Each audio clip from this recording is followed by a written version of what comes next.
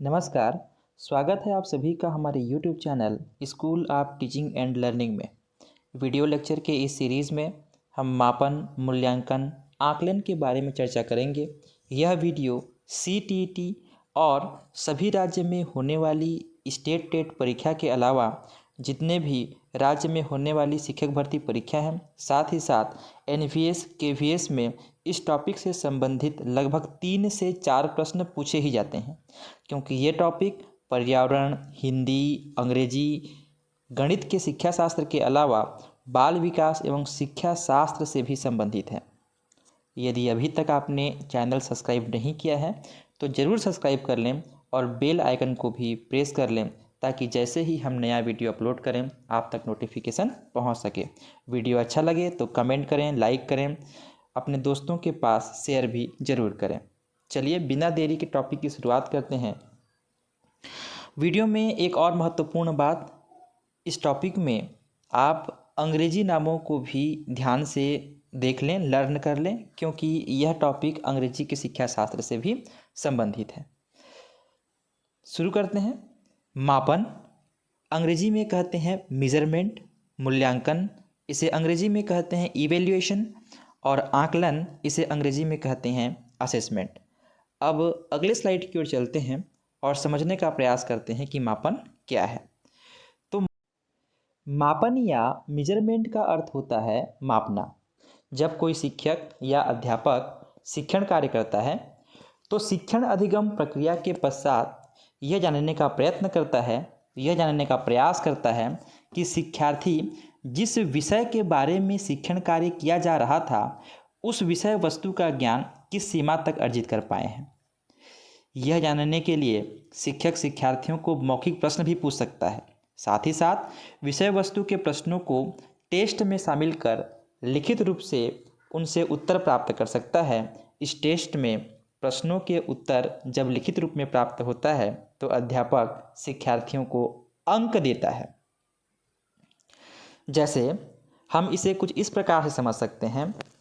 यदि एक प्रश्न है जैसे कि बल क्या है, दैनिक जीवन में बल के प्रमुख दृष्टिगोचर प्रभावों को लिखिए, और यदि शिक्षार्थी ने प्रश्न के दोनों भागों को, बल क्या है और दैनिक जीवन में प्रमुख दृष्टिगोचर प्रभाव, दोनों का वर्णन किया है, या हम कह सकते हैं कि दोनों के उत्तर दोनों भागों के उत्तर उसने संतोषजनक लिखे हैं, तो 2 में से 2 अंक उसे प्राप्त होते हैं।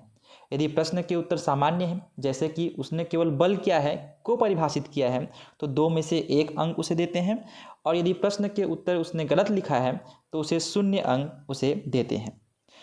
तो शिक्षक अंकों के माध्यम से शिक्षार्थी की ज्ञान की सीमा को मापता है, और इसी प्रक्रिया को हम क्या कहते हैं? इसी प्रक्रिया को हम लोग कहते हैं मापन।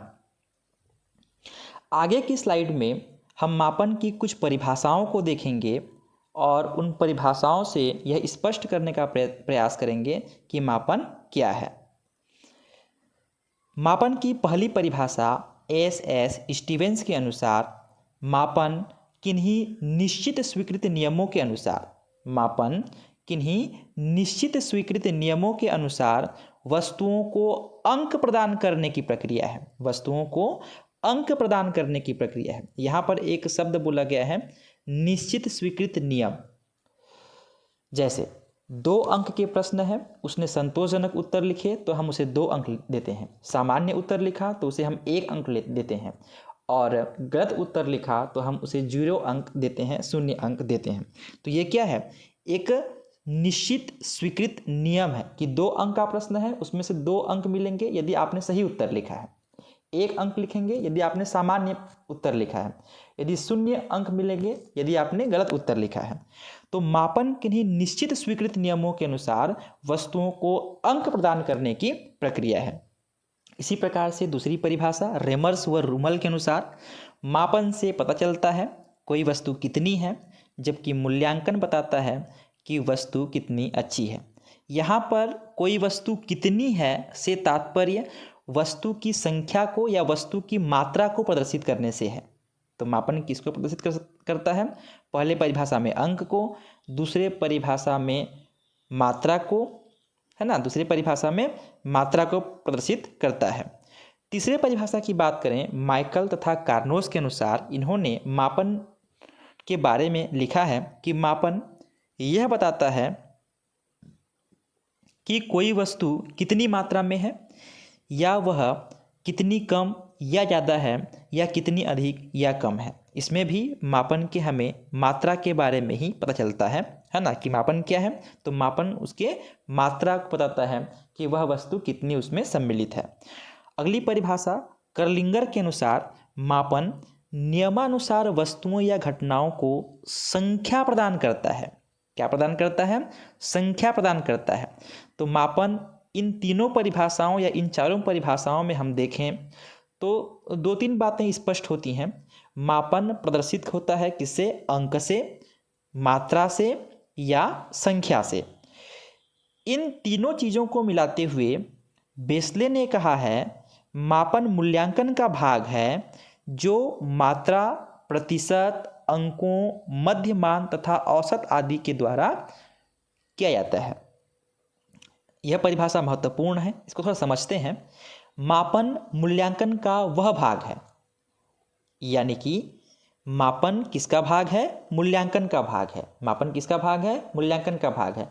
मूल्यांकन करने से पहले हम मापन करते हैं। मूल्यांकन करने से पहले हम क्या करते हैं? मापन करते हैं। अतः मापन किसका भाग है? मूल्यांकन का भाग है। ठीक है, जो प्रतिशत के रूप में, मात्रा के रूप में, अंकों के रूप में, औसत आदि के रूप में किया जाता है। आगे हम देखेंगे मूल्यांकन क्या है। तो यहाँ पर स्पष्ट होता है कि मापन में अंक शामिल होते हैं, मात्रा शामिल होते हैं, या हम यूँ कहें कि इसमें संख्या के द्वारा यह प्रदर्शित करने का प्रयास किया जाता है कि शिक्षार्थियों ने शिक्षक के द्वारा बताए गए विषय वस्तु को ज्ञान के रूप में किस सीमा तक अर्जित किया है। जैसे हम कहते हैं, जैसे हम एक उदाहरण के रूप में इसे समझने का प्रयत्न करें तो छात्रों की शैक्षिक उपलब्धि को अंकों में व्यक्त करना क्या है? मापन का उदाहरण है। जैसे यदि हम कहें कि अंग्रेजी एक विषय है, मान लो इसमें 100 अंक निर्धारित किए गए हैं। इसमें जो पास होने की सीमा है वो 33 अंक है और कोई छात्र 70 अंक उसमें प्राप्त करता है। तो 70 अंक तक की सीमा तक, 100 में से 70 अंक तक की सीमा तक छात्र ने उस विषय वस्तु को समझा है। जबकि मूल्यांकन के बारे में क्या कहा गया है? जबकि छात्र के प्राप्तांकों के आधार पर उनकी उपलब्धि स्तर के संबंध में संतोषजनक अथवा असंतोषजनक स्थिति का निर्धारण करना मूल्यांकन है। मापन में केवल अंक शामिल होते हैं। मापन में क्या शामिल होते हैं? शैक्षिक उपलब्धि के अंक शामिल होते हैं। जबकि मूल्यांकन में उनके संतोषजनक या असंतोषजनक स्थिति निर्धारित होते हैं। मैं क्लियर कर दूं, जैसे कि मैं कहूं, जैसे कि पिछला एग्जाम्पल में हमने कहा कि अंग्रेजी विषय में 100 में से 70 अंक उसने प्राप्त किए। तो 70 अंक तक की सीमा, 100 में से 70 अंक तक की सीमा को शिक्षार्थी समझ पाया, है ना। 100 में से 70 अंक तक की सीमा को शिक्षार्थी समझ पाया। अब इस 70 अंक के आधार पर हम उसे संतोषजनक या असंतोषजनक स्थिति कहें, या हम कहें कि पास या फेल की स्थिति कहें, तो ये क्या है? ये मूल्यांकन है। ठीक है, आगे की स्लाइड में हम समझेंगे कि मूल्यांकन क्या है। मूल्यांकन दो शब्दों से मिलकर बना है, मूल्य का अंकन। मूल्य धन अंकन, यानी कि मूल्य का अंकन। मूल्यांकन करने से पहले क्या किया जाता है? मापन किया जाता है। मापन में अंक दिए जाते हैं और इन्हीं अंकों के आधार पर विश्लेषण किया जाता है कि वह पास होता है या फेल होता है, उसकी स्थिति संतोषजनक है या असंतोषजनक है। यही होता है मूल्यांकन। मूल्य का अंकन करना क्या कहलाता है? मूल्यांकन कहलाता है। यानी मूल्य के आधार पर उसका विश्लेषण करना, संतोषजनक है या असंतोषजनक है, पास है या फेल है। ठीक है, तो उसको हम लोग क्या कहेंगे? मूल्यांकन कहेंगे। इसी प्रकार से मूल्यांकन वह प्रक्रिया है जिसके द्वारा अधिगम उपलब्धि का पता लगाया जाता है, अर्थात शिक्षार्थियों ने प्राप्त ज्ञान को किस सीमा तक समझा, उनकी बुद्धि स्तर क्या है, बालक ने कितना सीखा है। अगला है, सामान्यतः जो मूल्यांकन होता है वह शिक्षण अवधि के बाद होता है। जब शिक्षण अधिगम प्रक्रिया संपन्न हो जाती है तो अध्यापक या शिक्षक यह जानने का प्रयास करता है कि शिक्षार्थी विषय वस्तु के बारे में कितना सीख पाए हैं, तो वह क्या करता है, मूल्यांकन करता है। ठीक है, तो मूल्यांकन मापन के बाद होता है, मूल्यांकन मापन के बाद होता है, यानी कि आगे हम देखेंगे कि मूल्यांकन जो होता है वो मापन से व्यापक है। मापन में केवल एक विषय वस्तु के अंक शामिल होते हैं, जबकि मूल्यांकन में समस्त विषय वस्तु के अंक शामिल होते हैं। इसीलिए मापन क्या होता है, मापन संक्षिप्त होता है, जबकि मूल्यांकन क्या होता है, इसका जो क्षेत्र होता है व्यापक होता है। आगे हम अंतर जब देखेंगे तो और भी स्पष्ट होगा। मूल्यांकन शिक्षण अधिगम प्रक्रिया का ऐसा सोपान जिसमें शिक्षक यह सुनिश्चित करता है कि उसके द्वारा की गई शिक्षण व्यवस्था या शिक्षण को आगे बढ़ाने की क्रिया कितनी सफल रही।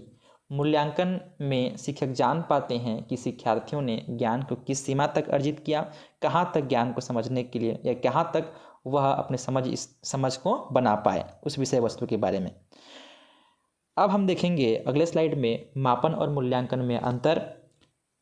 इस अंतर को देखने के बाद आप मापन और मूल्यांकन में अंतर को सुनिश्चित कर पाएंगे।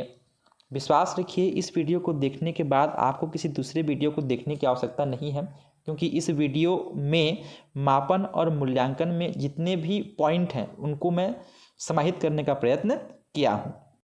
और मूल्यांकन में पहला अंतर यह है, मापन का क्षेत्र सीमित होता है जबकि मूल्यांकन का क्षेत्र व्यापक होता है। मूल्यांकन में छात्र के संपूर्ण व्यक्तित्व का मापन किया जाता है। इस पॉइंट को समझते हैं। मापन का क्षेत्र सीमित होता है। कैसे सीमित होता है? मूल्यांकन करने से पहले हम क्या करते हैं? मापन करते हैं, समझते हैं।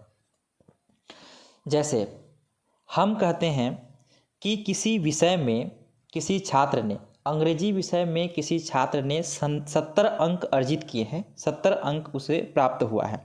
इसका मतलब 100 में से वह 70% ज्ञान को समझने में या अर्जित करने में सफल हो पाया है। यह क्या है? उसका मापन है।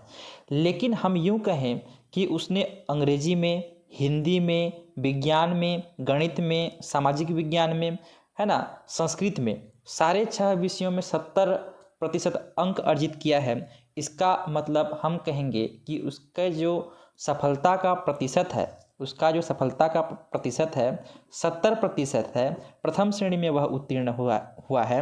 तो वह क्या है? जब हम प्रतिशत की बात करें, जब हम क्या बात करें?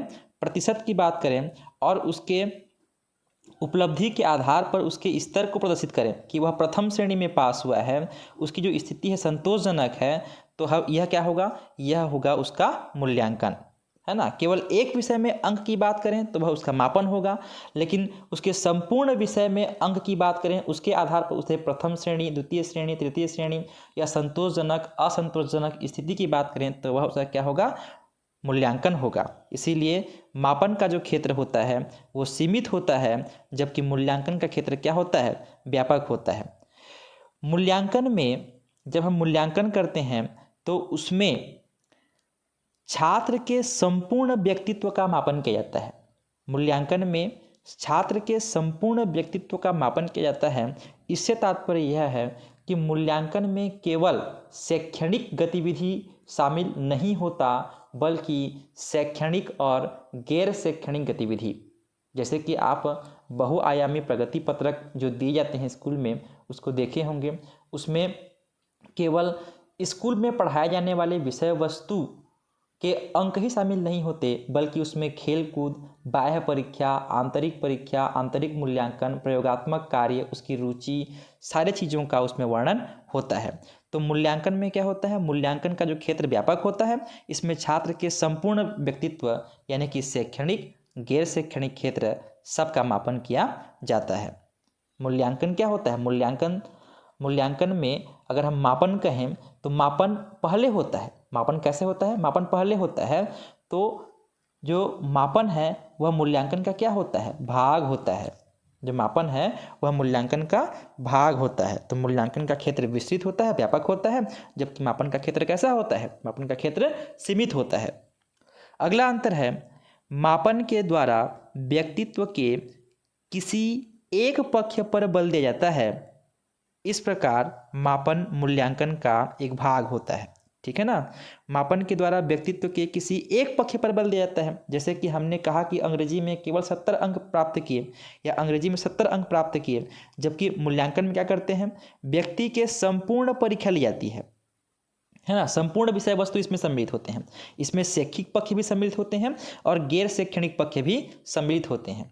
तो मूल्यांकन में व्यक्ति की संपूर्ण परीक्षा ली जाती है और मूल्यांकन में परीक्षाओं का समावेश होता है। इसमें केवल एक परीक्षा में प्राप्त अंक सम्मिलित होते हैं और इसमें सारे विषय के परीक्षा ले जाते हैं और उससे जो है ना अंक उनसे प्राप्त किए जाते हैं। और बाद में क्या किए जाते हैं? तो बाद में उस आधार पर प्रतिशत बनाया जाता है। उस आधार पर उसकी स्थिति को संतोषजनक, प्रथम श्रेणी, है ना, असंतोषजनक, द्वितीय श्रेणी, तृतीय श्रेणी आदि में परिभाषित किया जाता है। तो मापन में हम अंक देते हैं और मूल्यांकन में उस मान के आधार पर, उस अंक के आधार पर, जिसको कि हम मापन में करते हैं, उसके आधार पर क्या करते हैं? विश्लेषित करते हैं, उसका विश्लेषण करते हैं। अगला अंतर है, मापन में किसी भी वस्तु या तथ्य का संख्यात्मक चित्र होता है ना? मापन में क्या होता है? अंक होता है, संख्यात्मक चित्र होता है। जबकि मूल्यांकन में मापन के साथ साथ परिमाणात्मक चित्र को भी सम्मिलित किया जाता है। परिमाणात्मक चित्र कहने का मतलब इसमें केवल एक विषय वस्तु सम्मिलित नहीं होता, इसमें संपूर्ण विषय वस्तु को सम्मिलित किया जाता है। अगला है, मापन किसी छात्र के संबंध में धारणा व्यक्त नहीं करता। धारणा व्यक्त नहीं करता, जैसे कि हम इसे इस प्रकार समझ सकते हैं। जैसे कोई छात्र है, अंग्रेजी में उसने 100 में से 70 अंक अर्जित किए हैं। मान लो पासिंग के अंक 33 है। तो अगर अंग्रेजी में उसने 70 अंक अर्जित किए हैं तो हम ये नहीं कह सकते कि उसने गणित में भी 70 या 70 से अधिक अंक अर्जित किया होगा। हो सकता है उसने कम अंक भी अर्जित किया होगा, है ना? तो मापन के आधार पर छात्र के संबंध में हम धारणा व्यक्त नहीं कर सकते, या हम यूँ नहीं कह सकते कि इसमें इतना उसने परफॉर्म किया है तो अगले विषय में भी, अगले क्षेत्र में भी वह इस प्रकार से इतना ही परफॉर्म कर पाएगा। मूल्यांकन के आधार पर किसी छात्र के विषय में स्पष्ट धारणा बनाई जा सकती है। क्यों बनाई जा सकती है? क्योंकि मूल्यांकन का क्षेत्र विस्तृत होता है। इसमें शैक्षणिक क्षेत्र भी सम्मिलित होते हैं और गैर शैक्षणिक क्षेत्र भी सम्मिलित होते हैं। मूल्यांकन में हम क्या करते हैं? तो मूल्यांकन में हम जितने भी विषय वस्तु हैं, शैक्षिक पहलू की बात करें तो जितने भी विषय वस्तु हैं, मान लो 6 विषय वस्तु हैं, तो 6 विषय वस्तु के अंक क्या करते हैं? उसमें सम्मिलित करते हैं। उस आधार पर उसे संतोषजनक या असंतोषजनक स्थिति को उसके परिभाषित करते हैं। उसके उत्तीर्ण, प्रथम श्रेणी में उत्तीर्ण, द्वितीय श्रेणी में उत्तीर्ण, तृतीय श्रेणी में उत्तीर्ण, या हम लोग यूँ कहें कि पास या फेल में उसको परिभाषित कर सकते हैं। मूल्यांकन के आधार पर, जैसे कि हम कहें कि कोई छात्र शिक्षा के क्षेत्र में कमज़ोर है, उसके कम अंक आते हैं, तो मूल्यांकन करके हम यह कह सकते हैं कि यह छात्र हो सकता है खेलकूद में अच्छा होगा, तो खेलकूद के क्षेत्र में अगर जाए तो वह जो है ना अधिक सफल हो सकता है। इस प्रकार की धारणा भी हम उस पर बना सकते हैं। पूर्वानुमान भी मूल्यांकन के थ्रू लगाया जा सकता है, लेकिन मापन के थ्रू पूर्वानुमान लगाया नहीं जा सकता, क्योंकि इसका जो क्षेत्र होता है वो सीमित होता है। ठीक है। अगला अंतर है, मापन के लिए अधिक श्रम और समय की आवश्यकता नहीं होती, क्योंकि यह केवल एक पक्ष को इंडिकेट करता है या सीमित पक्ष को इंडिकेट करता है, जबकि मूल्यांकन में अधिक श्रम और समय की आवश्यकता, मूल्यांकन में अधिक श्रम और समय की आवश्यकता पड़ती है। यहाँ पर ये चीज़ नहीं पड़ती लिखा गया है, ये मिस्टेक है, ये नहीं पड़ती, ये नहीं है, जबकि मूल्यांकन में अधिक श्रम और समय की आवश्यकता पड़ती है। क्यों? क्योंकि इसमें शैक्षिक पक्ष, किसी शिक्षार्थी के शैक्षिक पक्ष और गैर शैक्षिक पक्ष दोनों सम्मिलित होते हैं। ठीक है। अब अगले स्लाइड की ओर चलते हैं और समझने का प्रयत्न करते हैं। अगले स्लाइड में अंतर मापन वाला भाग दिखते हैं। मापन से एक स्थिति का ज्ञान होता है, यह संपूर्ण वातावरण से पृथक होता है। ठीक ऐसे ही जैसे कि हम किसी एक विषय के अंक की बात करें तो उसके केवल एक भी विषय की स्थिति के बारे में हम जान सकते हैं। जैसे कि अंग्रेजी में 100 में से 70 अंक यदि उसने प्राप्त किए हैं तो हम यूँ कह सकते हैं कि 100% में से उसने 70% भागों की अच्छी तरह से समझ प्राप्त कर ली है। जबकि मूल्यांकन में संपूर्ण वातावरण के संदर्भ में स्थिति का ज्ञान होता है ना। जो मूल्यांकन होता है वह क्या होता है, वह सारे पक्षों को परिभाषित कर सकता है। शैक्षिक पक्ष भी सम्मिलित होंगे, गैर शैक्षिक पक्ष भी सम्मिलित होंगे। शैक्षिक पक्ष में जितने भी विषय वस्तु हैं जैसे कि हिंदी, अंग्रेजी, गणित, विज्ञान, सामाजिक विज्ञान और संस्कृत है, इसके अंक सम्मिलित होंगे। जबकि गैर शैक्षिक में खेल कूद, व्यायाम, संस्कृति, कला, ये सब पक्ष सम्मिलित होंगे। तो मूल्यांकन का क्षेत्र तो क्या है, मूल्यांकन का क्षेत्र ऐसे ही व्यापक है। तो मूल्यांकन संपूर्ण वातावरण के संबंध में हमें स्थिति का ज्ञान कराता है। इसीलिए हम मूल्यांकन के द्वारा ही छात्र की स्थिति को, है ना, छात्र की स्थिति को निर्धारित कर सकते हैं। हम पूर्वानुमान भी लगा सकते हैं, बता सकते हैं कि यह किस क्षेत्र में, है ना, खेलकूद में अच्छा है कि यह पढ़ाई में अच्छा है, इसे किस क्षेत्र में जाना चाहिए। ठीक है, इस आधार पर हम मूल्यांकन के आधार पर परिभाषित कर सकते हैं। अगला अंतर है, मापन में अंक प्रदान किए जाते हैं। उत्तर पुस्तिकाओं की जांच करके उनमें अंक प्रदान करना ही मापन है। इस प्रकार स्पष्ट है, मापना ही मापन है। तो मापन में हम देखते हैं कि अंक प्रदान करके हम यह जानने का प्रयत्न करते हैं कि ज्ञान को उसने किस सीमा तक अर्जित किया है। जबकि जो मूल्यांकन होता है, अंक प्रदान करने के पश्चात अंकों का मूल्य निर्धारित करना, क्या निर्धारित करना, मूल्य निर्धारित करना, क्या कहलाता है, मूल्यांकन कहलाता है ना। अंकों का मूल्य निर्धारित करना या अंकों का विश्लेषण करना क्या कहलाता है, मूल्यांकन कहलाता है। अगला अंतर है, मापन के आधार पर भविष्यवाणी सार्थकता के साथ नहीं की जा सकती। इसकी बात हमने पूर्व ही की जा सकती है।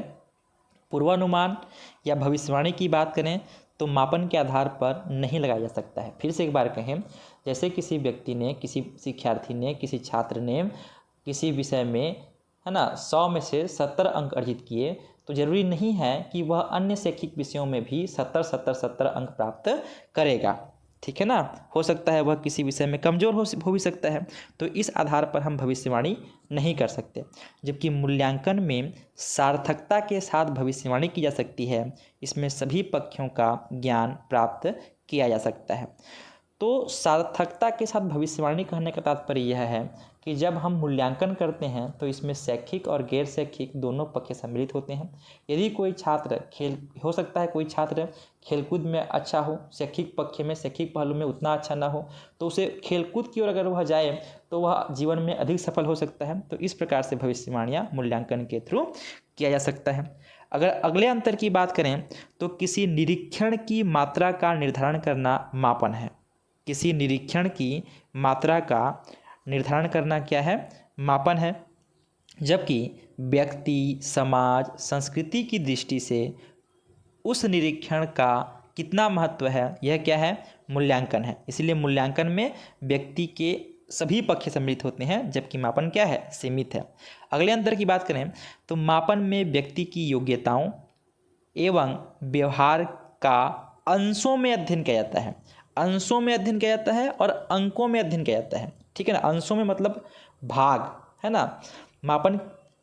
मापन संपूर्ण चीज़ों का एक साथ नहीं कह सकता। मापन में चीज़ों को जो है ना डिवाइड किया जाता है भागों में, है ना। क्या किया जाता है, भागों में डिवाइड किया जाता है। जैसे कि हम लोग कहें कि अंग्रेजी में 15 प्रश्न है तो 15 प्रश्नों में 2 अंक, 3 अंक, 4 अंक, सब में क्या होते हैं, अंक निर्धारित होते हैं। उसमें क्या होते हैं, अंश होते हैं, भाग होते हैं, पार्ट होते हैं, किसके, अंक के। तो मापन में व्यक्ति की योग्यताओं एवं व्यवहारों का अंशों में अध्ययन किया जाता है। 2 में से 1 अंक प्राप्त किया मतलब उस विषय में सामान्य जानकारी रखता है। 2 में से 2 अंक प्राप्त किया उस विषय में वह विशिष्ट जानकारी रखता है या संतोषजनक जानकारी रखता है। 2 में से 0 अंक प्राप्त किया तो उस विषय के बारे में वह जानकारी नहीं रखता है या गलत रखता है। तो मापन में व्यक्ति की योग्यताओं एवं व्यवहार का अंशों में अध्ययन किया जाता है। ठीक है, भाग में अध्ययन किया जाता है, जबकि मूल्यांकन में व्यक्ति की योग्यताओं एवं व्यवहारों का समग्र रूप से अध्ययन किया जाता है।